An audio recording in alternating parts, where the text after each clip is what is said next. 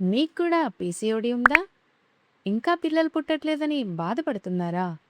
అస్సలు బాధపడకండి. ఈ వీడియో చూడండి. మీకున్న స్ట్రెస్ మొత్తం పోతుంది. Welcome to my channel. హేయూ.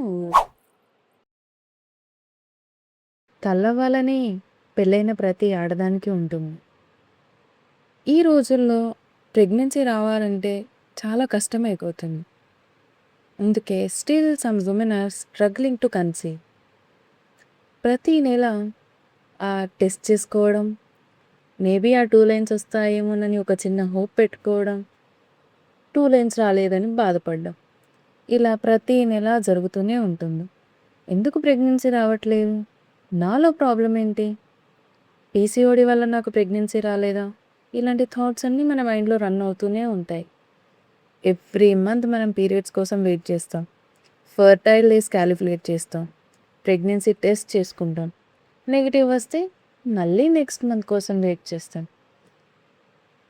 కొన్ని సిచ్యువేషన్స్లో మన మైండ్ ఎలా ఉంటుందంటే, నిజంగానే నేను ఇంకా తల్లిని అవ్వనా అన్న థాట్ మన మైండ్ని చాలా చాలా చాలా కదిపేస్తుంది.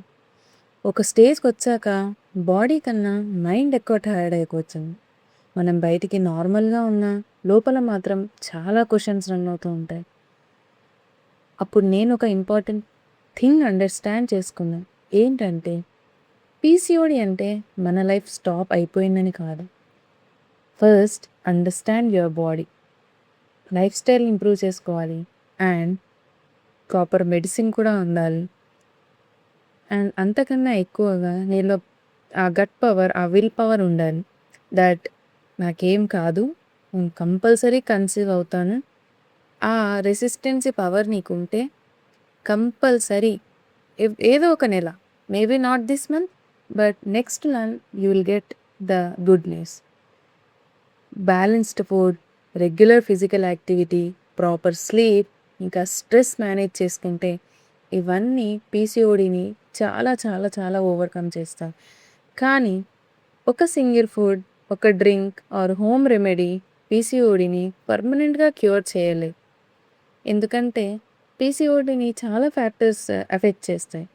అందుకని మనం మన చేతిలో ఉన్న ప్రతి పాసిబిలిటీని ట్రై చేస్తూనే ఉండాలి. మోస్ట్ ఇంపార్టెంట్లీ, పీసీఓడి ఉంది అని మదర్హుడ్ డ్రీమ్ని మాత్రం అస్సలు గివప్ చేయొద్దు. పీసీఓడి ఉన్న చాలామంది ఉమెన్ కన్సీవ్ అయ్యారు. కొంతమందికి కొంచెం ఎక్స్ట్రా హెల్ప్ లేదా ఎక్స్ట్రా ట్రీట్మెంట్ అవసరం అవ్వచ్చు. బట్ ప్రాపర్ ట్రీట్మెంట్, ఇంకా proper health and stress management, regular sleep pattern and ఒక హ్యాపీ మైండ్ కంపల్సరీ మీ మదర్హుడ్ జర్నీకి ఒక స్టెప్పింగ్ స్టోన్ అన్నమాట. నేను కూడా పీసీఓడితో ఈ జర్నీ స్టార్ట్ చేశాను. ఇన్ఫర్టిలిటీని ఫేస్ చేశాను. అసలు నా జర్నీలో ఏం జరిగిందో, నేనేం ట్రీట్మెంట్స్ తీసుకున్నాను, ఫైనలీ నా మదర్హుడ్ జర్నీ ఎలా స్టార్ట్ అయిందో నెక్స్ట్ పార్ట్లో కంప్లీట్గా షేర్ చేస్తాను. Hope you guys will like my story. And చెప్పలేను, ఈ స్టోరీ వల్ల ఎవరిలో అయినా కొంచెం హోప్ పెరగవచ్చు, ఎవరికైనా హెల్ప్ అవ్వచ్చు అని మాత్రమే ఈ వీడియో చేస్తున్నాను.